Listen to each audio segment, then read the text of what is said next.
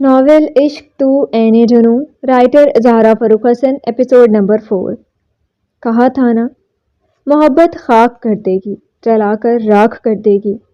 کہیں بھی تم چلے جاؤ، کسی کے بھی بنو، اور جس کسی کو چاہو اپناؤ۔ ہماری یاد سے پیچھا چھڑانا اس قدر آسان نہیں جانا۔ کہا تھا نا، محبت خاک کر دے گی، جلا کر راکھ کر دے گی۔ شام کا سرمئی رنگ شب کے اندھیرے میں بدل کر گہری آبی رنگ چادر اوڑھتا زمین کے فرش پر اترا، اور شان سے کھڑی سعید منزل کی عمارت روشنیوں سے جگمگا گئی۔ شیشے کے محل کے اندر سے پھوٹتی روشنیاں تاریکی کو چیر رہی تھیں، گہرے نیلے آسمان کو روشن کر رہی تھیں۔ تب سعید منزل کے سیکنڈ فلور میں موجود یوشا کے روم کی بالکنی کا سلائڈ دروازہ اپنی جگہ سے کھسکا ہوا تھا، اور شیشے کی دیواروں کے پردے ہٹے ہوئے تھے۔ چھن چھن کر آتے روشنی سے بڑی سی بالکنی روشن تھی۔ اندر دیکھو تو بیڈ پر ایس پی طاہا بصیر آرام سے لیٹا ہوا تھا، اور اسے کچھ فاصلے پر مخملی کرسی پر دھنسا یوشا دونوں پاؤں پھیلا کر بیڈ کے کنارے پر رکھے ہوئے تھے، سوچ میں ڈوبا ہوا تھا۔ ہاتھ میں لیا وہ موبائل انگلیوں میں ناچ رہا تھا، چہرہ اب بے تاثر تھا اور آنکھیں ٹھنڈی۔ یہ احمد چودھری کیسا بندہ ہے؟ طاہا کے اچانک کیے گئے سوال پر اس نے دونوں آنکھیں سکیڑ کر اسے دیکھا۔ وہ اٹھ کر بیٹھا، آلتی پالتی مار کر تکیہ اٹھا کر گود میں رکھا، اور اسے دیکھتے ہوئے اپنا سوال دہرایا۔ سیدھے سادے لفظوں میں پوچھ رہا ہوں، جیسا انسان دیکھنے میں شریف لگتا ہے، میڈم حیات کاش۔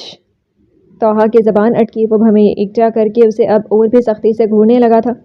یوشا کی نگاہوں کے شرارے سے وہ زبردستی مسکرایا۔ ان کا ہمدرد۔ وہ پھر سے اٹکا، وہ اور بھی سختی سے گھور رہا تھا۔ مجال تھی جو پلکیں بھی جھپک لے، یوں لگ رہا تھا سامنے بیٹھا انسان شیر ہے اور وہ شکار۔ کب وہ جھپٹ پڑے، چیر کر رکھتے کوئی خبر نہیں۔ مطلب کہ وہ جو حیات کا خیر۔ بات سنبھال کر بولتے ہوئے طاہا کی زبان پھر سے اٹک گئی۔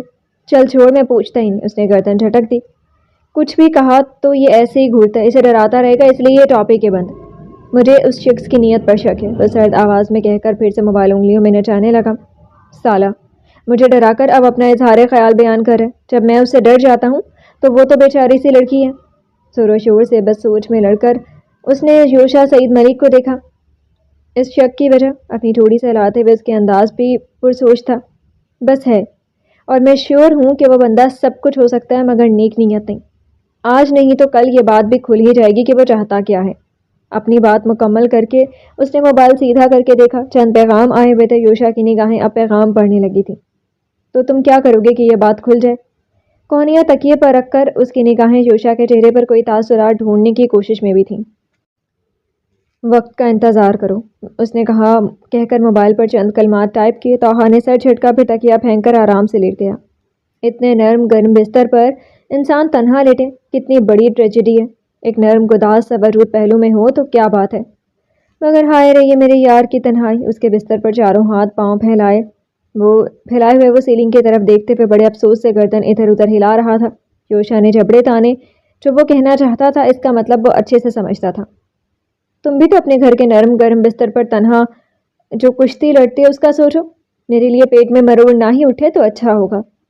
سنجیدگی سے کہتے ہوئے وہ لگاتار ٹائپ بھی کیے جا رہا تھا۔ طاہا نے گردن گھما کر اسے دیکھا، پھر ایک دم سے چہرے کے تاثرات بدلے۔ یوشا، میرے یار، میرے بھائی، پیار سے پکارتے ہوئے آواز میں شیرینی گھلی تھی۔ اس نے بس ایک ابرو اٹھائی۔ میرا ایک کام کر دینا۔ اب چہرے پر معصومیت سجا لی گئی تھی، جو اسے بلا شبہ مکاری ہی لگی۔ پولیس والے کے ساتھ مکاری ساتھ چلتی ہے۔ پہلے مجھے جیل میں ڈال دو، ٹائپ کرتے ہوئے جو رکھائی سے بولا۔ طاہا جھٹکے سے اٹھ گیا۔ یار، ڈیوٹی تھی میری، میں کیا کرتا، ورنہ تو میرا یار ہے، میرا پیار ہے، میری جان ہے، دل ہے، تجھے میں کیا جیل میں ڈال سکتا ہوں؟ میرا کلیجہ نہیں پھٹ جائے گا اگر حوالات کے ایک بھی مچھر تجھے کاٹ کھاتا؟ میں اس مچھر کا خون پی جاتا۔ اب اس کے گھٹنے دباتے ہوئے فل معصومیت چہرے پر سجا لی گئی تھی۔ میں اپنے دشمن کی بھانجی کی شادی تم سے کروانے میں بالکل انٹرسٹڈ نہیں ہوں، اپنے موبائل پر ٹائپ کرتے ہوئے لاپرواہی سے بولا، اور طاہا کا منہ کھل گیا۔ پھر منہ بند کر کے گہری سانس بھری۔ اسے پتہ چل گیا تو حیران ہونے کی بات نہیں، اس کی نگاہیں اور ذہن بہت فاسٹ کام کرتے تھے۔ طاہا نے سوچا اور ذرا سا کھسک کر بستر پر رکھے اس کے گھٹنے کو سہلاتے دباتے ہوئے عاجزی سے بولا، دیکھ، میں تیرا یتیم بچہ ہوں، اپنے بچے کی اتنی سے خواہش کے لیے ذرا دیر کی اپنی دشمنی نہیں بھلا سکتا؟ اس کے گھٹنے پر ہاتھ رکھے وہ منت کر رہا تھا۔ مجھے اتنے بڑے بچے کا باپ بنے کا کوئی شوق نہیں ہے۔ لگاتار ٹائپ کرتے ہوئے وہ ہنوز اسی موڈ میں تھا۔ طاہا کی تیوری چڑھی۔ یوشا سعید ملک، یہ مت بھولو تم نے مجھے گود لیا ہوا ہے۔ آواز اونچی ہوئی اور یوشا نے ایک لات اسے کھینچ کر ماری تھی، وہ دھڑام سے وہیں بستر پر گر گیا۔ کمینے ہاتھی کی لات لے کر پھرتا ہے، اپنا سینہ سہلاتے ہوئے وہ اٹھ کر بیٹھ گیا تھا مگر اب منہ بنا ہوا تھا۔ تمہارے جیسے مکار لومڑی کے لیے ایسی لات کی ضرورت ہے۔ پاؤں پر پاؤں رکھ کر اس نے مسکراہٹ میں ہونٹ پھیلائے اور پھر سے بے نیاز بن گیا۔ اس نے چند پل اسے گھورا، پھر گردن جھٹکی اور پھر سے اس کے گھٹنے تھام لیے۔ یار بچپن سے تو نے میری ہر خواہش، ہر بات کا خیال رکھا، اپنے اسکول میں داخلہ دیا، اپنے جیسے کپڑے پہنائے، اپنے جیسے جوتے دلوائے، مجھے بچپن سے پال رہے تو اپنے بچے کی طرح تو نے مجھے پالتے ہوئے اتنی قربانیاں دی ہیں، اتنے دکھ درد اٹھائے، مجھے پال پوس کر اتنا بڑا کر دیا۔ اف، یوشا نے بیزاری سے ایک انگلی سے اپنی کنپٹی کھجلائی۔ اب دیکھ تو مجھے ایسے خود سے جدا نہیں کر سکتا، تیری والی جیسی نہیں تو اس کی بہن ہی میری بنا دے، میرا اس پر دل آ گیا ہے تو پھر وہ منگنی شدہ ہے، یوشا نے بیچ میں بول کر دھماکہ کر دیا۔ وٹ؟ توحا کی صدمے میں ڈوبی وٹ اتنی اونچی تو ضرور تھی کہ سارے کمرے میں گونج گئی۔ اس نے ناگواری سے اسے دیکھا۔ 1 گھنٹے کی ملاقات میں تجھے کون سا ایسا عشق کا بخار چڑھ گیا جو تو میرا کان پھاڑ دے؟ آہستہ بول ورنہ منہ توڑ دوں گا۔ صرف غصے سے کہا نہیں، مکہ جو چہرے کے پاس لہرایا۔ وٹ؟ توحا کے اس بار سرگوشی والی وٹ پر اس نے نفی میں گردن ہلائی اور پھر سے پشت کرسی سے لگا کر وہ موبائل کی طرف دیکھتے ہوئے سنجیدہ سا بول رہا تھا۔ سعد رفیق سے اس کی منگنی ہوئی ہے اور میں یہ منگنی ختم کروا سکتا ہوں، مگر تم اس کا خیال دل سے نکال ہی دو تو بہتر ہوگا۔ توحا نے اپنی آنکھیں سکیڑی۔ آنکھوں میں کیوں تھا؟ کیونکہ جیسے تمہیں بیوی چاہیے وہ بالکل اس کے الٹ ہے۔ تمہیں نہیں معلوم ثنا کو دو ہی چیز سے نفرت ہے، ایک گھر کے کام کرنے سے، وہ ذرا سا رکا، دوسرے پولیس والے سے جو مسکراہٹ میں ہونٹ پھیلائے توحا دھم سے بستر پر گرا۔ زندگی میں 2 ہی چیز سے عاشقی کی تھی، ایک پولیس کی جاب سے، دوسرے ایسی بیوی ہو جو اس کے سارے کام کرے، اور دل آیا ایسی پر۔ گہری سانس لے کر وہ اٹھ کر بیٹھ گیا۔ چل میں اپنے سینے پر پتھر رکھ کر کام والی رکھ لوں گا۔ یوشا نے اسے دیکھا۔ اور یہ پولیس والی جاب؟ میں یہ اسے دکھا دوں گا کہ سارے پولیس والے ایک جیسے نہیں ہوتے۔ جب ایسا ہینڈسم، ایسا چارمنگ، ایسا تم اتنے ہینڈسم ہوتے تو وہ پہلی ہی نظر میں تم پر فدا ہوتی۔ ڈونٹ فورگیٹ کہ تم میرے بیسٹ فرینڈ ہو۔ اس نے جیسے اسے خوابوں کی دنیا سے باہر نکالنے کی کوشش کی تھی۔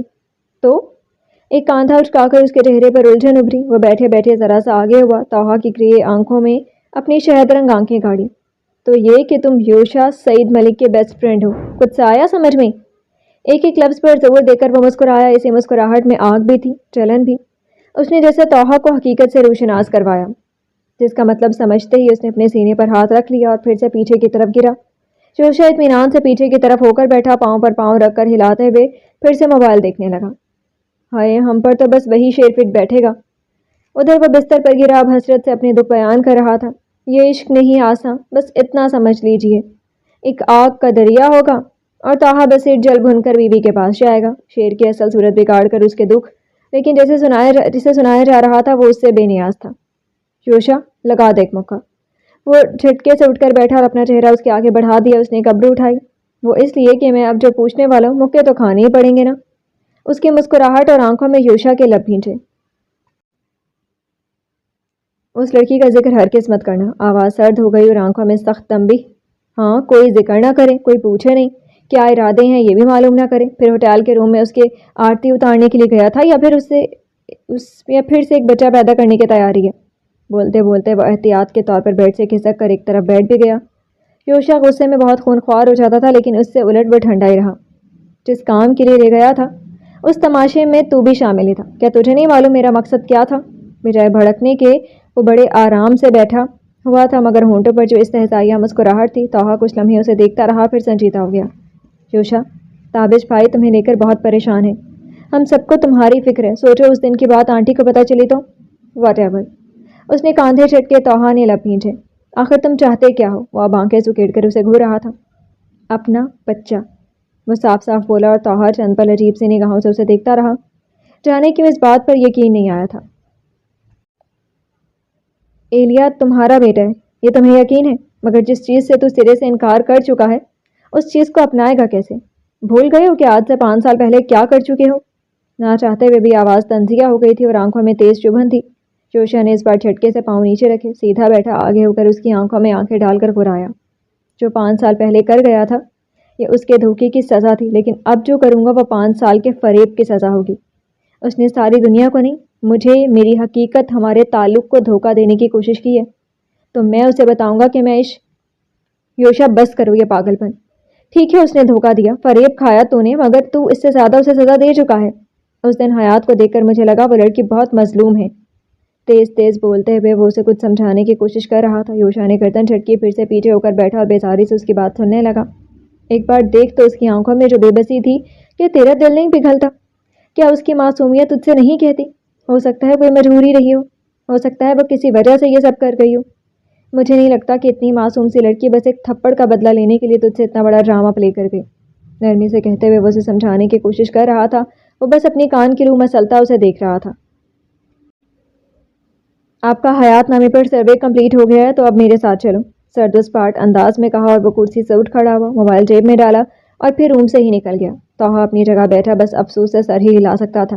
یوشا سعید ملک کو دھوکے سے نفرت تھی اور ایک بار کسی نے اسے دھوکا کیا تو وہ تاعمر اس شخص کے ساتھ نفرت کرنے کے ساتھ دھوکے کی سزا دیتا رہتا ہے۔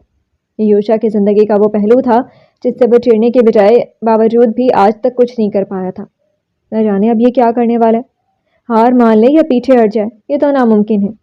چل تاہا بصیر، دیکھتے ہیں عشق کی جنوں اب کیا رنگ دکھاتا ہے، اس نے سوچا۔ پھر سر چٹکا، پھر تیزی سے اٹھ کر وہ بھی اس کے کمرے سے نکل گیا تھا۔ کمرے میں خاموشی سے پردوں کو چھو کر آتی ہوائیں ہولے سے مسکرائی تھیں۔ اسرار محبت کا اظہار ہے ناممکن، ٹوٹا ہے نہ ٹوٹے گا قفل در خاموشی۔ صبح چمکیلی سی نئے اجالوں کی امید لے کر زمین پر اتری تھی۔ شہر کی تنگ پیشانی پر زندگی یوں رواں دواں ہو گئی تھی جیسے کبھی رات نے ادھر بسیرا ہی نہ کیا ہو۔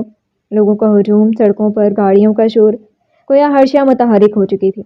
اور اس شور سے کچھ دوری پر سڑک کے کنارے تعمیر عمارت کے گیٹ کے سامنے اس نے اپنی کار روکی تھی۔ کار کے شیشے نیچے گرا کر اس نے گلاسز کے پیچھے چھپی ہوئی آنکھیں کنڈرگارٹن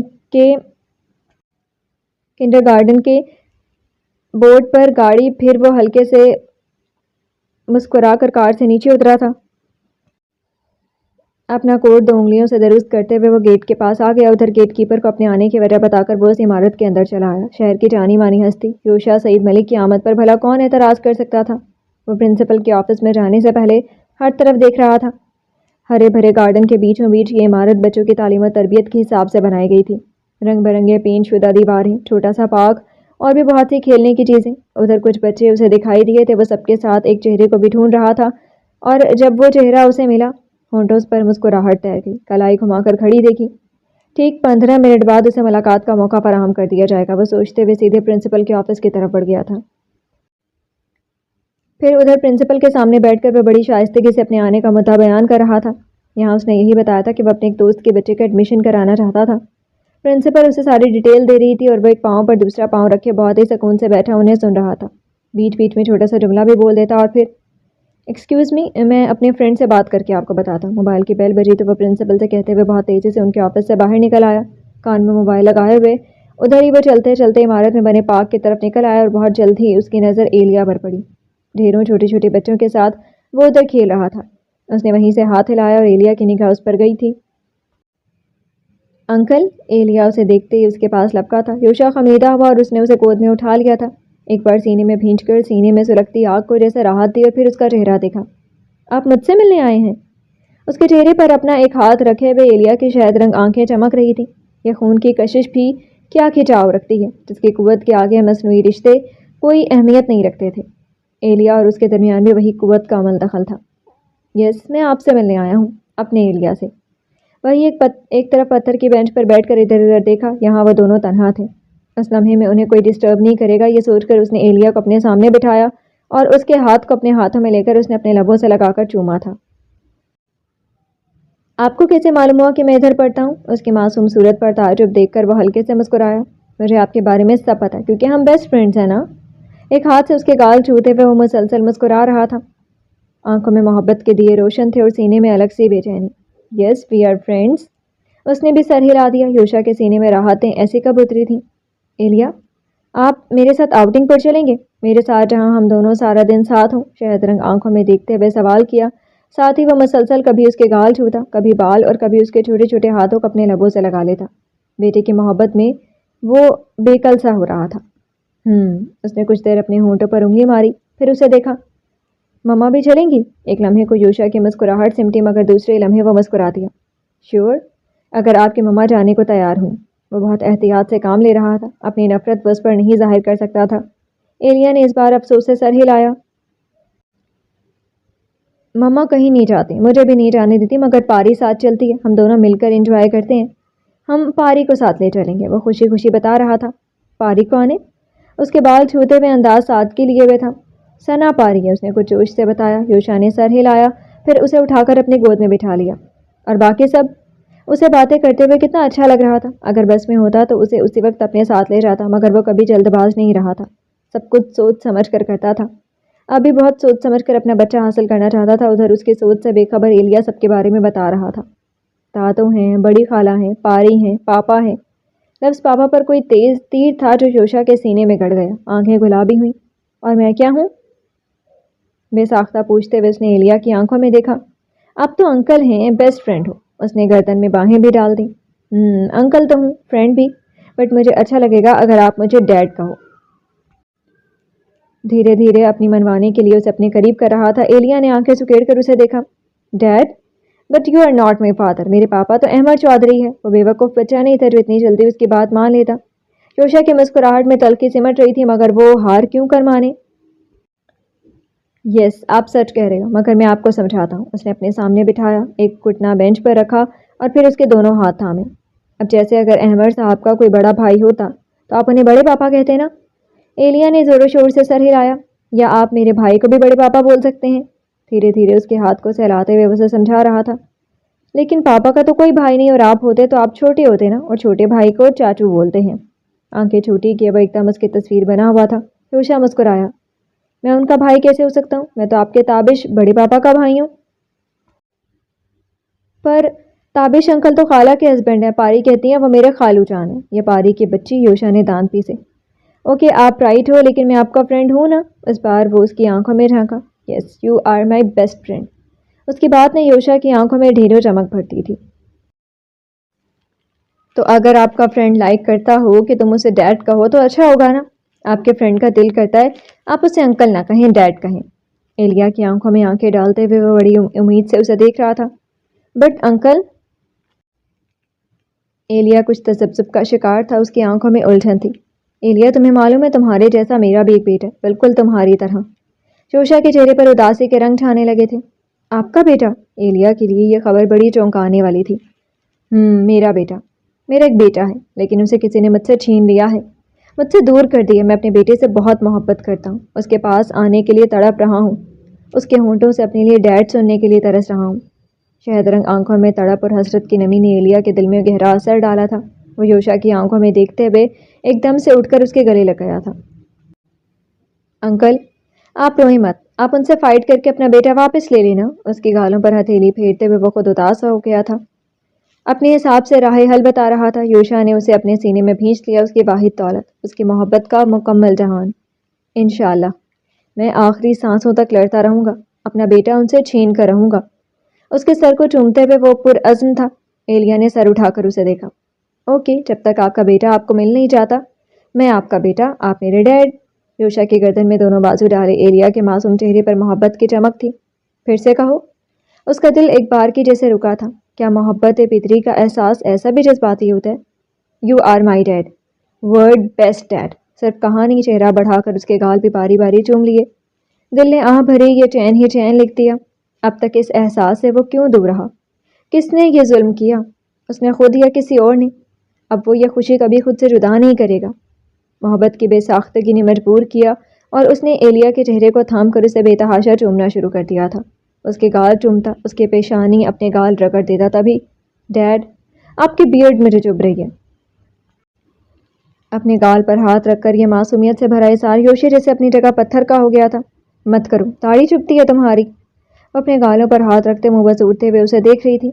तो क्लीन शेव हो जाओ। मुस्कुराहट दबाते हुए झुककर फिर से नाजुक फूलों से गाल पर दाढ़ी रगड़ दी। हयात ने दोनों हथेलियों में उसका चेहरा भर लिया। नहीं, कभी नहीं। शिद्दत से नफी में सर हिलाया। तुम पर बहुत सूट करती है, इतना हसीन मर्द है मेरा। मोहब्बत का दम भरती आंखों में देखते हुए योशा का दिल समंदर बन गया। फिर ऐसे ही चुपती रहने दो। वह रुका और फिर जो उसने दाढ़ी उसके चेहरे पर रगड़नी शुरू कर दी। वो गर्दन इधर उधर हिलाते हुए बेतहाशा खिलखिला रही थी। यहाँ से वहाँ तक मोहब्बत की महकती हुई कलियाँ चटक रही थी। हर सू रेशमी सा एहसास धड़कनों को नए इशारे दे रहे थे। जब डैड, एलिया ने पुकारा तो वो चौंक पड़ा।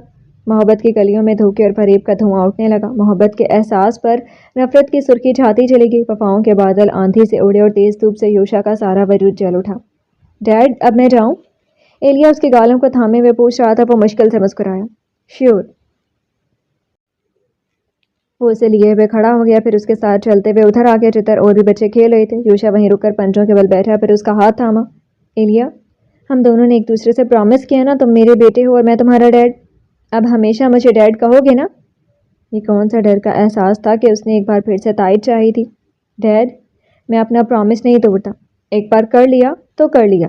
اپنی پلکوں کو خم دے کر اس کے ارادے میں پختگی تھی۔ یوشا اپنی تصویر سامنے کھڑی دیکھ رہا تھا، بالکل ساکت، پتھر سا۔ کیا قدرت نے اس کا امتحان لینے کے لیے اس کی ہی تصویر بنا کر اسے دنیا میں بھیج دیا تھا؟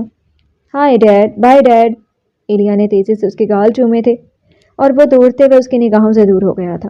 اس نے کچھ گہری سانس بھری، سر جھٹکا، پھر کھڑا ہو گیا۔ کچھ ہی دیر میں وہ اس کنڈرگارٹن سے باہر تھا۔ اپنی کار میں بیٹھا تو بے ساختہ نگاہیں بیک ویو مرر پر گئیں۔ 2 انگلیوں سے اس نے اپنی داڑھی چھوئی۔ آج پھر اسے بہت کچھ یاد دلا دیا تھا اس نے۔ یوشا نے تھک کر اپنا سر سیٹ سے ٹیک دیا۔ اس کے بنا کبھی زندگی سے کوئی شکایت نہیں رہی تھی، کبھی دل نے اس کے ساتھ کا احساس نہیں مانگا، مگر زندگی کے سارے رنگ پھیکے ہی پڑے ہوئے تھے، پھر بھی وہ جی رہا تھا۔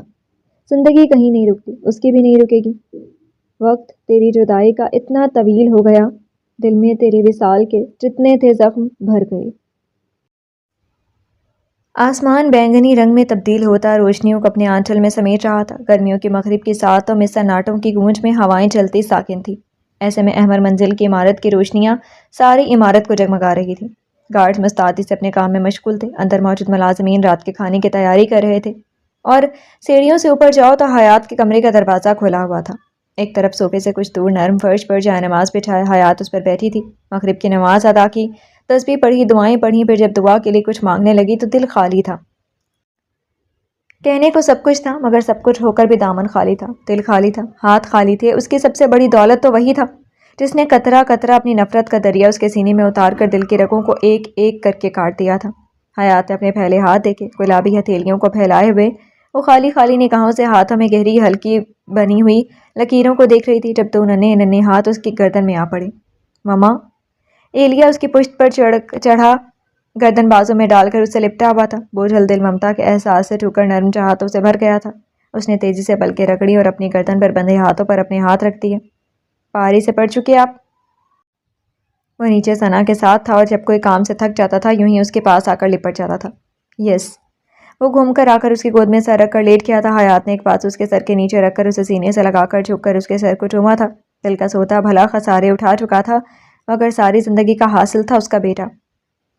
مما! وہ اسے اپنی ٹانگوں پر لٹائے ریشمی بالوں میں انگلیاں پھیر رہی تھی جب ایلیا نے اسے دیکھا۔ وہ بس اتنا بولی۔ ریشم سے بالوں کو چھوتے ایک احساس تھا جو دل پر اثر انداز ہونے لگتا تھا۔ ایلیا کی شکل غور سے دیکھتے ہوئے وہ ڈرتی تھی۔ مما، میں اپنے فرینڈ کے ساتھ آؤٹنگ پر جا سکتا ہوں؟ حیات کے دوپٹے کے کنارے پر لگی بیل کو چھوتے ہوئے شہد رنگ آنکھوں میں بڑی چمک سی تھی۔ احمر سے پوچھ لیں، وہ پرمیشن دیں گے تو پھر چلے جائیے گا۔ وہ کھوئی کھوئی سے تھی، غور ہی نہیں کیا کہ اس کے بیٹے کو دوست بنانا کہاں پسند تھا، زیادہ تر تنہا رہنا پسند کرتا تھا۔ یہ ایک دم سے ایک دوست بھی پیدا ہو گیا، اور ایسا گہرا بھی کہ وہ اس سے باہر گھومنے کی بات بھی کر رہا تھا۔ پاپا کہاں جانے دیتے ہیں، آپ کہو نا ان سے۔ وہ منہ بنا گیا تو حیات نے اس بار اسے غور سے دیکھا۔ جو پابندیاں ان پر عائد تھیں ویسی پابندیوں میں وہ بھی جی رہا تھا۔ پاپا آپ کی بھلائی کے لیے تو کہتے ہیں نا، باہر کی دنیا اچھی نہیں، لوگ مطلب پرست ہیں، صرف اپنے درد و علم کا نہیں انہیں غم ہے، دوسروں کی تکلیف وہ دیکھتے ہی نہیں۔ ایسے انسانوں سے ہم نہ ہی ملیں تو اچھا ہے۔ وہ سمجھاتے ہوئے شاید خود کو ہی سمجھا رہی تھی کہ کاش وہ یوشا سعید سے ملی ہی نہیں ہوتی تو اچھا ہوتا، کاش وہ اس کے قریب ہی نہیں ہوئی ہوتی تو اچھا ہوتا۔ اے کاش وہ اپنا ماضی تبدیل کر سکتی، وہ ماضی جس کی یاد میں درد بھی تھا، مداوا بھی، محبت بھی، نفرت بھی۔ حیات کی آنکھوں میں ماضی کے اوراق بڑی تیزی سے پلٹے تھے۔ وہ رات احمر منزل میں اتری خوشیوں کی دھنک سے سج رہی تھی، ہر طرف رنگینیاں بچھی ہوئی تھیں اور خوشیوں کی لہریں گونج رہی تھیں۔ آج زرین کی مہندی کی رسم ادا کرنے کے لیے تابش کی طرف سے بھی لوگ آنے والے تھے، اور نادیہ گل نے ان کی آمد کے لیے خوب تیاریاں کروائی تھیں۔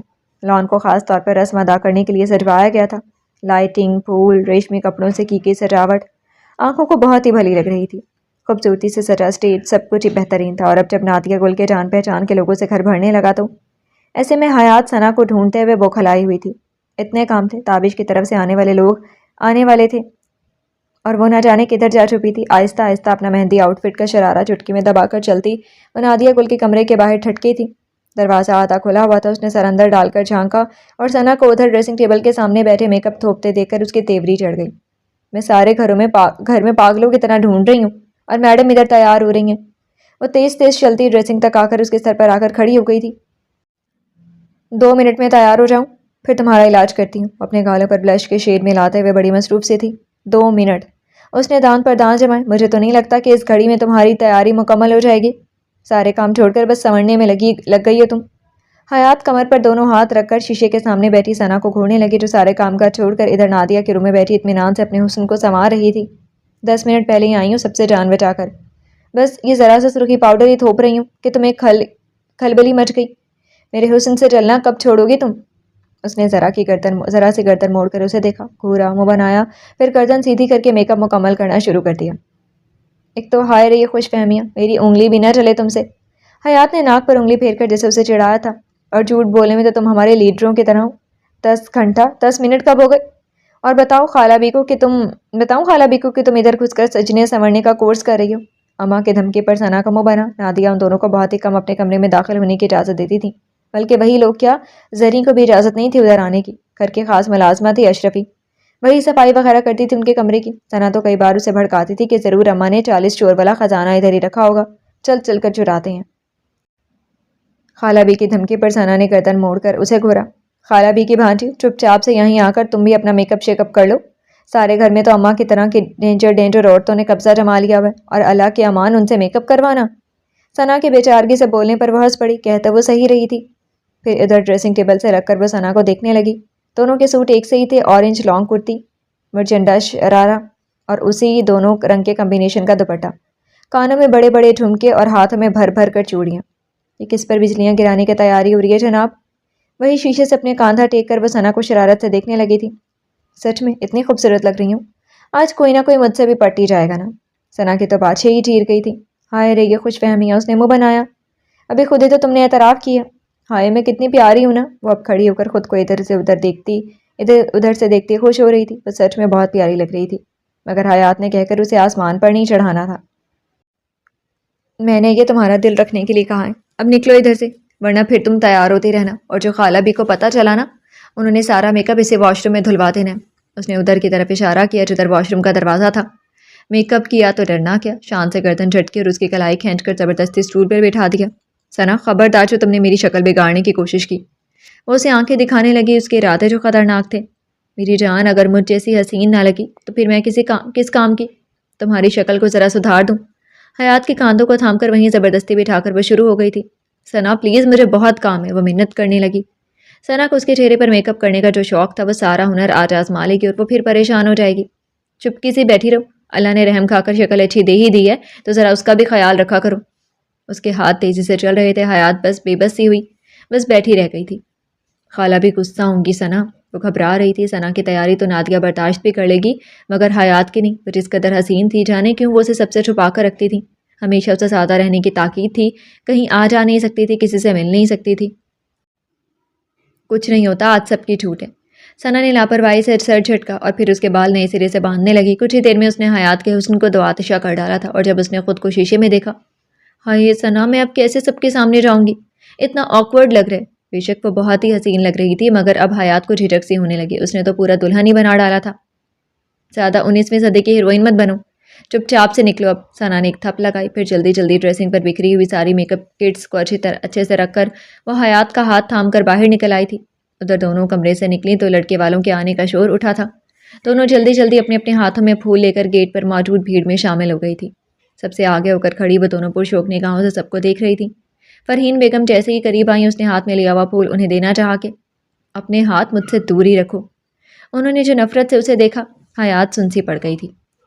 کل تک بس آنکھیں چبھن لیے ہوئے تھی، پر آج یہ نفرت۔ کیسی ہے میری بیٹی؟ وہ حیات کو نظر انداز کر کے اس کے ساتھ کھڑی ثنا کو نزاکت سے اپنے کاندھے سے لگا کر پیچھے ہو گئی۔ وہ زبردستی مسکرائی۔ وہ زنی کی ساس نہ ہوتی تو حیات سے نفرت کرنے والوں سے وہ خود نفرت کرتی، یہی مزہ چکھا دیتی، مگر مجبور تھی۔ اندر چلیں آنٹی، بڑی مشکل سے مسکراتے ہوئے اس نے انہیں اندر جانے کو کہا تھا۔ حیات اب بھی یوں ہی ہاتھ میں پھول لیے اہانت آمیز رونے سے سرخ سی ہو رہی تھی۔ نادیہ کے جاننے والے سب کھڑے تھے. کتنی نگاہیں تھیں جو اسے عجیب نظروں سے دیکھنے لگی تھیں. اور اس لمحے میں ایک ہاتھ بڑھا اور اس کے ہاتھ سے وہ پھول لینے کی جو کوشش کی گئی تھی، حیات نے بے ساختہ دوسرا ہاتھ اس کے ہاتھ پر رکھ دیا اور جو پھول لینے والے کے چہرے پر نگاہ پڑی، یوشا کو اپنے سامنے کھڑے دیکھ کر وہ حیرت سے گنگ ہو گئی. ریڈ روزز میرے فیوریٹ ہیں. اس کی کلائی جکڑی، ذرا سا اٹھائی اور دوسرے ہاتھ سے بڑی نرمی سے اس کی مٹھی کھول کر اس نے وہ پھول اپنے ہاتھ میں لے لیا. ان لمحوں میں کیمرے کی کتنی فلیش لائٹس تھیں جو چمکی تھی، مگر اسے پرواہ ہی نہیں تھی. اس کی فریگرنس مجھے آپ کی یاد دلاتی رہے گی، بہت ہی مدھم آواز میں کہتا وہ پھول اپنے کوٹ میں اٹکا کر اندر کی جانب بڑھ گیا. اس کی چال میں شاہانہ پن تھا. وہ مغرور تھا یا پھر اپنی وجاہت سے آشنا کہ اس کی اکڑ ایک منٹ کے لیے بھی حیات کو اچھی نہیں لگتی تھی. یہ کمینہ مجھ سے فلرٹ کرنے کی کوشش کر رہا تھا نا؟ وہ ہنسی دباتی ثنا سے صدمے سے بولی تھی. کلائی پر انگلی رکھ کر دہک اٹھے لمس کو مٹانا چاہا تھا. ذرا سا مذاق تھا، چلو اندر اب. ثنا نے فوری سنجیدہ ہو کر اس کا ہاتھ تھاما، کہیں وہ ادھر ہی شروع ہو ہی نہ جائے. میں اس کی جان نکالوں گی. اس کی ہمت کیسی ہوئی میری کلائی پکڑنے کی؟ وہ اب صدمے سے نکل کر غصے میں آ رہی تھی. تم بدلے میں اس کی کلائی اینٹ دینا. اب چلو بھی، ورنہ اماں نے دیکھ لیا نا تو ہمیں گیٹ سے باہر نکال دیں گی. ثنا پر جھنجھلاہٹ سوار ہونے لگی تھی. سب ان دونوں کو دیکھتے ہوئے اندر جا رہے تھے. اس نے میرے حیات منہ بند کر لو اپنا. شادی وغیرہ میں یہ سب ہوتا ہے. چھوٹی سی شرارت کی ہے اس نے، اگنور کرو اور اب اندر چلو. اماں سے ڈانٹ کھانی ہے. اس کے کان کے پاس جھک کر دبا دبا گھرائی تو حیات کو بھی احساس ہو گیا غصہ غلط جگہ نکال رہی ہے. تمہارے اس پہاڑی جن کو مزہ چکھا کر رہوں گی. تان پیستے ہوئے وہ ثنا کے ہمراہ بولی. ثنا نے بس تعصب سے سر جھٹکا تھا. اللہ جانے یہ دونوں کی لڑائیاں کیا رنگ لائیں گی. رنگ و بو کا سیلاب تھا جو ہر طرف سے امڑ رہا تھا. رسمیں ادا کی جا رہی تھی، خوب ہلا گلا ہوا. پھر رسموں کے بعد کھانوں کا دور چلنے لگا اور وہ دونوں زرین کی طرف چلی آئیں تو ادھر یوشا بھی تھا. زرین کے پاس بیٹھا ان کے کان میں گھس کر کچھ کہتا. حیات کا خون کھولنے لگا تھا. اسے دیکھ کر کلائی پر ایک احساس تھا جو اب تک درد کر رہا تھا. بے ساختہ اس نے اپنی کلائی چھوتے ہوئے وہ اسے گھورے جا رہی تھی. فرائی کھانا یا بھون کر؟ ثنا کی سرگوشی پر حیات نے گردن گھما کر اسے دیکھا. کیا مطلب؟ بے موقع کی بات پر چتون چڑھی. مطلب مانا بندہ شاندار ہے، آنکھوں سے نگل لینے والا ہے، مگر یہ کیا؟ تم بے خودی سے گھوری ہی جا رہی ہو. زرین سے بات کرتے یوشا کو دیکھتے ہوئے اس کے کان میں گھسی ہوئی تھی. وہ بار بار اپنے کان کی مسکرا کر کبھی مسکراہٹ دباتا. زری سے بات کرتا دلوں کو فتح کرنے کی کوشش میں تھا. اسے اور بے خودی، میرا دماغ خراب نہیں ہوا ہے؟ حیات کو ایک آگ ہی لگ گئی تھی. تیش سے کہہ کر سر بھی جھٹکا. ہاں ارے بندہ تو سچ میں دماغ ہی کیا بھیجا بھی خراب کر دینے والا ہے. میرا دل، دماغ، گردہ، پھیپڑوں کا سب کا علاج وہی کرے گا. اب ثنا کو زیادہ ہی فدا ہوئی جا رہی تھی. حیات نے اسے دیکھا، پھر یوشا سعید کو. گرے کوٹ پینٹ پر وہ سچ مچ بہت ہی وجیح لگ رہا تھا، مگر اسے تو زہر ہی لگنا تھا، اسی لیے منہ بنا لیا. تمہارا دماغ خراب ہو گیا جس جن کی اولاد پر فدا ہو رہی ہے تم. خوبی منہ بنا کر کہا گیا تھا. ہائے جن کی اولاد؟ تو یہ بھی جن ہوا نا. سنا ہے جنات بڑے رومانٹک ہوتے ہیں، ڈراموں یا ناولوں میں دیکھو کتنا اچھا رومانس کرتے ہیں. ہائے اللہ، کہیں میرا ہارٹ ہی نہ رک جائے خوشی سے. حیات نے دانت کچکچا کر اس کی خوشی دیکھی. اس کا بس نہیں چل رہا تھا، بس ابھی سے اسے رومانس شروع کر دے. حضرت ابلیس سے ڈیٹ نہ فکس کروا دو تمہاری، وہ بھی تو جنات ہی ہیں. ثنا نے جھٹکے سے گردن موڑ کر اسے گھورا. استغفر اللہ استغفر اللہ، اعوذ باللہ من الشیطان الرجیم. کیوں مجھے جہنمی بنانا چاہتی ہو؟ تاؤ سے کہتے ہوئے اس نے اپنی ہیل والی سینڈل حیات کے پاؤں پر ہی ماری. ہائے اللہ! اب یہ ہائے اتنی سریلی تو ضرور تھی کہ زری اور یوشا نے گردن موڑ کر ان دونوں کو دیکھا تھا. میں بعد میں آتا ہوں بھابھی. وہ تیزی سے اٹھا، سامنے سے کوٹ 2 انگلیوں سے درست کیا اور وہاں سے چلا گیا. وہ گیا تو زری نے ہاتھ کے اشارے سے دونوں کو پاس بلایا اور جیسے ہی وہ پاس آ کر بغل میں بیٹھی. یہ تم لوگ کیا بک بک کیے جا رہی تھی؟ اپنا آنچل سر پر اور بھی جماتے ہوئے زری نے دبی دبی آواز میں اپنا غصہ دکھایا. ہم تو اپنے آپس کی باتیں کر رہے تھے، ہے نا ثنا؟ حیات نے ترنت چہرے پر معصومیت سجا لی اور ثنا کو بھی دیکھا. ہاں جی، ہم تو بقول اماں کے خود کی بگڑی باتیں کر رہے تھے. وہ اور بھی معصوم بن گئی. زری نے باری باری دونوں کو گھورا.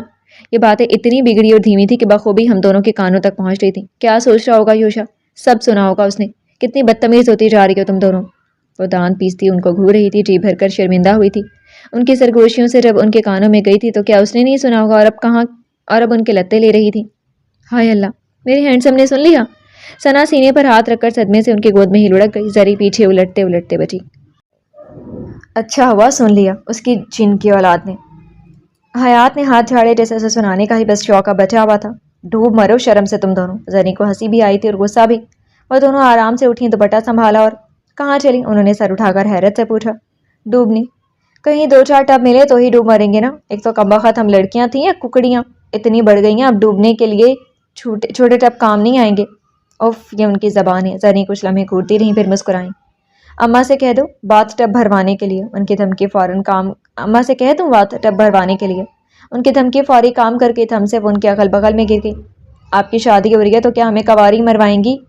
ثنا کے اپنے غم تھے، حیات نے بس سر ان کے کاندھے پر رکھ دیا۔ اب زنی کچھ دیر کے لیے تنہا تھی تو ان دونوں کو اپنے پاس سے اٹھنے نہیں دینا تھا۔ پھر انہی دونوں سے کھانے منگوا کر کھائے، خدمتیں کروائیں، اور جب ان کی سہیلیاں حلق تک ٹھسوا کر ان کے پاس آئیں پھر جا کر ان دونوں کو رہائی ملی تھی۔ آپی میں نا کبھی کبھی اماں کی روح گھس جاتی ہے۔ ثنا اچھی خاصی جلی بھنی ہوئی تھی، حیات بس ہنسی تھی۔ ایسی کوئی بات نہیں تھی، اس کی آپی بہت اچھی نیچر کی تھی، بس اس وقت ان کی باتوں کی سزا دینی تھی تو ان دونوں کو اپنے پاس بٹھائے رکھا تھا۔ رات ڈھل رہی تھی جب ایسے میں نادیہ بار بار ہر طرف تتلی کی طرح پھرتی حیات کو دیکھتی اور لب بھینچ لیتی۔ اس تقریب میں کوئی ایسا نہیں تھا جس نے اس کی حیات کی تعریف نہ کی ہو۔ کتنے انہیں رشتہ ڈالنے کی کوشش کی تھی اور وہ نرمی سے منع کر جاتی۔ اگر احمد کو پتہ چل جائے تو؟ نادیہ نے سوچا اور سر جھٹک کر وہ آہستہ آہستہ ایک طرف بڑھی تھی۔ وہ ایک طرف جاتی حیات کو انہوں نے پکارا، حیات۔ وہ رک گئی۔ جی خالہ بھی۔ اپنے چہرے پر آتی ایک لٹ کو پیچھے کرتے ہوئے وہ قریب آ گئی۔ یہ سارے گفٹس اندر زرین کے کمرے میں رکھاؤ، اور سنو اب فنکشن ختم ہی ہونے والا ہے، یہ میک اپ صاف کر کے اور کوئی سادے سے کپڑے پہن لو۔ ہاتھ میں لیے ہوئے چند شاپرز اسے تھماتے ہوئے انہوں نے حکم بھی دیا تھا۔ اچھا خالہ بھی۔ حیات کا چہرہ بجھا۔ مجھے اچھا نہیں لگتا میری بیٹی پر کوئی بری نگاہ ڈالے۔ نادیہ نے ایک انگلی سے اس کے کال چھوتے جو بڑے پیار سے کہا۔ حیات کا چہرہ کھل گیا۔ ان کی کبھی کبھی جتانے والی ذرا سی محبت پر ہی وہ کھل جاتی تھی۔ ابھی جاتی ہوں میں۔ ان کے ہاتھ سے شاپرز لے کر وہ سیدھے زنی کے کمرے کی طرف بڑھ گئی۔ نادیہ اطمینان سے مہمانوں کی طرف چلی گئی تھی۔ ادھر وہ زنی کے کمرے میں چلی آئی۔ ادھر ہر طرف بے ترتیبی تھی، ہر طرف کچھ نہ کچھ بکھرا پڑا تھا۔ سارے پیکٹوں کو الماری میں رکھ کر موڑی کے دروازے سے اندر آتے شخص کو دیکھ کر وہ ٹھٹکی تھی۔ وہ بھی اس کی موجودگی سے حیران ہوا تھا۔ تم میرا پیچھا کرتے ہوئے یہاں تک آ گئے؟ اب تمہاری ہمت اتنی بڑھ گئی ہے؟ یوشا کو زری کے کمرے کی چوکھٹ پر کھڑے دیکھ کر اس کی آنکھوں میں بے پناہ غصہ چھلک رہا تھا۔ وہ جو وجہ جانے بغیر غصے سے شروع ہو گئی تھی، یوشا کے پیشانی پر بل آئے تھے۔ تمہیں اپنے بارے میں کچھ زیادہ ہی خوش فہمی ہے کیا؟ استحضائیہ مسکراتے ہوئے اس نے ایک کاندھا وہیں ڈور سے ٹیک کر سر سے پاؤں تک اسے گھورا۔ حسین مگر آگ سے بھری پوری۔ میں اچھے سے جانتی ہوں تم جیسے لڑکوں کو۔ دانت پر دانت رکھے وہ اسے کچا چبانے والی نگاہوں سے گھور رہی تھی۔ گیٹ پر جو کیا تھا اس سے اس کی چیڑ اور بڑھ گئی تھی۔ اب تک کتنے لڑکوں کو جان چکی ہو؟ وہ طنزیہ بولا اور حیات ساری جان سے سلگ گئی۔ دونوں ہاتھوں میں اپنا شرارہ دبا کر تن فن کرتی اس کے سامنے آ کھڑی ہوئی۔ اگر تم میرے آپی کے تیور نہیں ہوتے نا تو اس بات پر تمہارا چہرہ تھپڑوں سے لال کر دیتی۔ آنکھوں میں چنگاریاں بھرے وہ بس اس پر بھوکی شیرنی کی طرح جھپٹ پڑنے کو تیار تھی۔ اسے اطمینان سے دیکھتے یوشا نے سر جھٹکا۔ یوشا سعید کے چہرے پر تک کسی کے ہاتھ پہنچ جائیں، وہ ہاتھ اب تک بنے نہیں ہیں۔ گردن اٹھائے وہ حیات کی بے تحاشا گلابی پڑتی آنکھوں میں دیکھتے ہوئے مسکرایا اور وہ جل اٹھی۔ یہاں سے نکل جاؤ ورنہ۔ اپنی انگلی دکھاتے ہوئے دانت پر دانت رکھ کر پیچھے۔ انگلی دکھانے کی کوشش مت کرنا۔ اس نے آگے بڑھ کر اس کی شہادت والی انگلی اپنے انگوٹھے اور انگلی میں جکڑ کر نیچے کر دی۔ اس کے پورے بدن میں آگ لگ گئی تھی اور بنا سوچے سمجھے اس کا ہاتھ اٹھا اور یہ ہاتھ اس کے چہرے تک پہنچ پاتا کہ اس نے سختی سے اس کی کلائی جکڑ کر اینٹھ دی تھی اور اس کی انگارہ آنکھوں میں دیکھتے ہوئے پھر جو جھٹکے سے پشت پر کلائی کر دی، حیات درد سے بلبلا اٹھی۔ اف! درد سے ہی دبی دبی چیخ نکلی تھی مگر وہ اسی طرح اس کی کلائی پشت پر اینٹھتے ہوئے اس کے چہرے پر جھکا تھا۔ میرے دشمن بھی مجھ سے بولنے کی جرات نہیں کرتے اور تمہاری یہ مجال کہ تم مجھ پر ہاتھ اٹھانے کی سوچو۔ یوں ہی اس کی کلائی اینٹتے ہوئے اس کے ہونٹوں پر اس نے پھونک بھی ماری تھی۔ جانے کیوں جو درد سے لب کو چلتی وہ ان کی سرخی میں آگ گھول رہی تھی، اس نے یوشا کی بے ساختہ یہ حرکت کرنے پر مجبور کیا تھا۔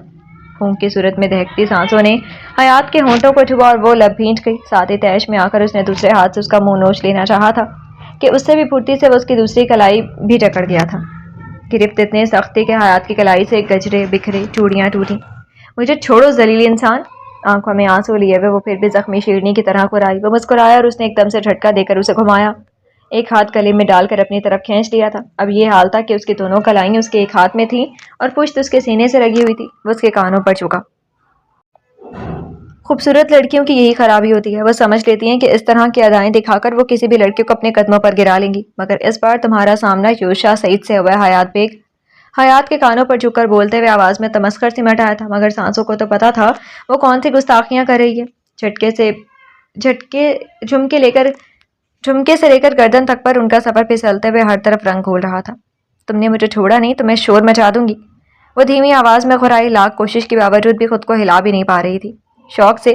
بٹ یہ سوچا کہ تم نے کہ جب ادھر تم چیخو گی سارے مہمان ادھر آئیں گے تو پھر کیا فسانے گھڑے جائیں گے۔ دھیرے دھیرے بولتے ہوئے وہ مسلسل اس کی حدت کو اپنے سینے میں اترتا محسوس کر رہا تھا۔ حیات ایک دم سے سن ہو گئی۔ بدنامی کا ڈر ایسا تھا کہ وہ برف سے سرد پڑنے لگی۔ سب آئیں گے اور پھر جب تھی نا زوفشاں کی بیٹی اسی کی طرح آوارہ، اسی کی طرح مردوں کو پھنسانے والی، یہ کہنے والی کتنی زبانیں ہوں گی، یہ سوچ کر حیات کا سارا تیش بے بسی میں بدل گیا۔ یہ بے بسی کا احساس تھا یا پھر اپنی مجبوری کا؟ ٹپ ٹپ کر کے آنسو بہے اور جو اس کا بھیگا بھیگا سا احساس ہوا، اس نے ایک طرف حیات کو دھکیل دیا۔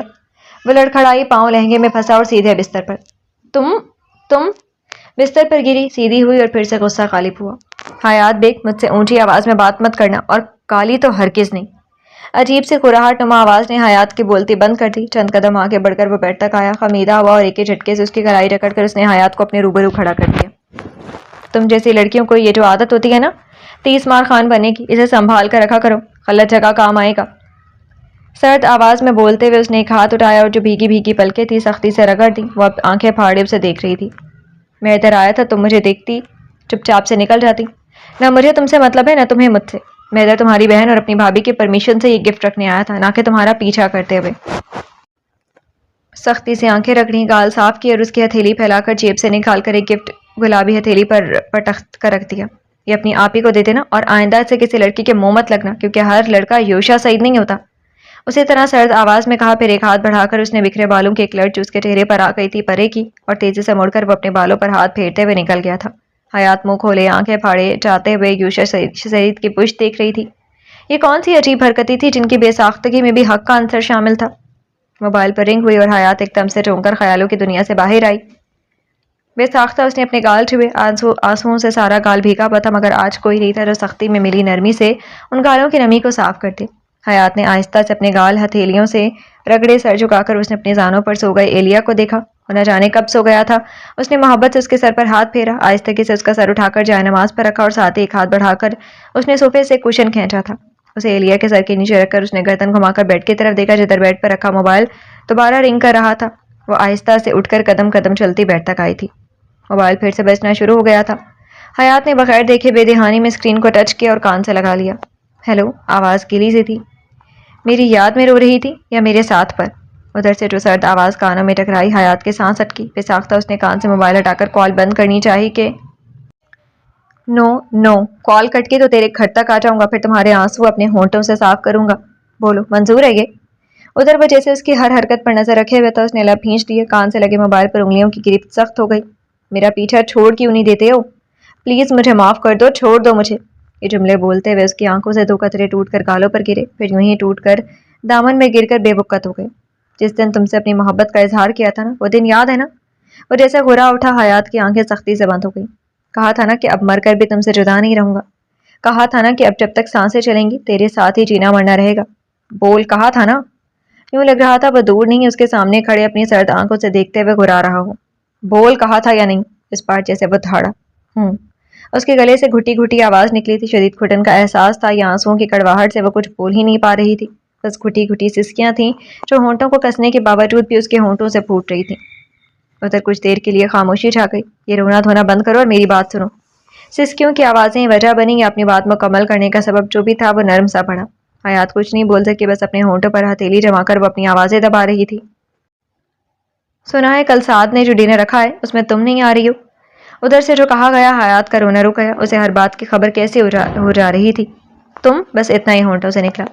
کہا تھا نا تمہارے ہر وقت ہر احساس کی خبر ہے مجھے۔ جیسے ادھر وہ مسکرایا تھا۔ حیات نے سختی سے موبائل پر گرفت جما لی تھی۔ اس کا ڈر بیجا نہیں تھا، وہ ایک بار پھر اس کے عتاب کا نشانہ بننے والی ہے۔ اس یقین سے سینے میں دھڑکتا دل سست روی سے چلنے لگا۔ تو سنو، تم کل آ رہی ہو۔ آواز میں حکم، ضد، اکھڑ پن سب شامل تھا۔ میں نہیں آؤں گی، گھٹی گھٹی آواز میں انکار کر کے جیسے اپنا فیصلہ سنایا تھا۔ اوکے، مت آنا، پھر میں تمہارے پاس آ جاؤں گا۔ ادھر سب رہیں گے اور ادھر ہم دونوں اکیلے۔ سوچو مائی بیب، کس قدر حسین رات ہوگی ہم دونوں کی۔ ویسے بھی جب سے تمہارے ساتھ ہوٹل میں رات بتائی ہے مجھے بہت یاد آ رہی ہے تمہاری۔ وہ اس قدر بے رحم تو نہیں تھا؟ حیات کے چہرے پر سرخی چھا رہی تھی، بے بسی کی، اہانت کی۔ اس لیے مجھ سے بچنا چاہتی ہو تو تم کل آ رہی ہو، سن لیا، اور میں تمہیں اپنی پسند کے ڈریس میں دیکھنا چاہتا ہوں۔ تم آؤ گی میرے فیوریٹ رنگ میں۔ Okay sweet heart, see you tomorrow. اس کی دھڑکنوں کو بھی بند کرتا تیز تیز کہہ کر اس نے کال کٹ کر دی۔ حیات کے ہاتھ سے موبائل چھوٹ کر وہیں بستر پر گرا تھا۔ کتنی دیر وہ یوں ہی پتھر سے بیڈ پر بیٹھی رہی تھی، اپنے کانوں میں آنے والے طوفان کی آہٹیں اسے صاف سنائی دے رہی تھی۔ لذت ہی تھی کچھ ایسی کہ چھوڑا نہ صبر کو، کرتے رہے وہ زور و ستم میں سہا کیا، کون کس کے ساتھ مخلص ہے فراز، وقت ہر شخص کی اوقات بتا دیتا ہے۔ رات گہری ہوئی اور آسمان پر تنہا چاند جگمگایا تو سعد رفیق کے بنگلے پر رونقیں اتر آئی تھیں۔ ڈنر سے کچھ پہلے ہی احمد چودھری سب کو لے کر پہنچے تھے، ان کے ساتھ حیات بھی تھی۔ سرخ رنگ کے لباس میں بڑا سا سلک کا دوپٹہ شانوں پر ڈالے، سرخ رنگ میں وہ دہک سی اٹھی تھی، یوں کہ پہلو میں ساتھ کھڑے احمد کے اندر بھی آج دھیرے دھیرے کچھ سلگ رہا تھا۔ ہم نے سوچا جب تک شادی نہیں ہو جاتی اسی بہانے ثنا اور سعد کو ملنے کے مواقع فراہم کرتے رہیں۔ مسز رفیق نے پیار سے ثنا کو شانے سے لگاتے ہوئے نادیہ گل سے کہا تھا۔ ثنا زبردستی مسکرا رہی تھی، اپنی طرف میٹھی میٹھی سعد کی نظروں سے اسے شدید کوفت ہو رہی تھی۔ وہ اسے شروع سے پسند نہیں کرتا تھا، کوئی دوسرا پسند نہیں تھا، تو جو اماں اور ماموں نے فیصلہ کر دیا اس نے سر جھکا دیا۔ کیسی ہو حیات؟ انگیجمنٹ والے روز تمہاری طبیعت خراب ہو گئی تھی، اب کیسی طبیعت ہے تمہاری؟ مسز رفیق اب احمد کے ساتھ کھڑی حیات سے پوچھ رہی تھی۔ جی اب بہتر ہے، وہ بس اتنا ہی بولی اور پھر ثنا کا ہاتھ تھام گئی۔ احمد نے دیکھا اور پھر سے لب بھینچ گئے۔ 5 سال کے صبر کا پیمانہ اب لبریز ہو رہا تھا۔ آئیے بیٹھتے ہیں، رفیق صاحب نے صوفوں کی طرف اشارہ دیا اور پھر وہ لوگ سب لاؤنج میں لگے صوفوں کی طرف بڑھ گئے۔ ابھی بیٹھے ہوئے کچھ ہی دیر ہوئی تھی کہ اندر آنے والے دروازے کی طرف قدموں کی چاپ ابھری تھی۔ لو آ گیا یوشا، سعد نے دروازے سے اندر آتے یوشا کو دیکھتے ہی چہک کر کہا تھا۔ حیات کا دل تیزی سے پھیلنے سکڑنے لگا، ہتھیلیوں کو آپس میں کسے وہ بس اپنے حواس جمع کر رہی تھی جب ڈیڈ ایلیا دور سے ہی پکارا اور حیات نے جھٹکے سے گردن اٹھائی تھی۔ وہ پھٹی پھٹی نگاہوں سے ایلیا کو دوڑتے ہوئے یوشا کی طرف جاتے دیکھ رہی تھی۔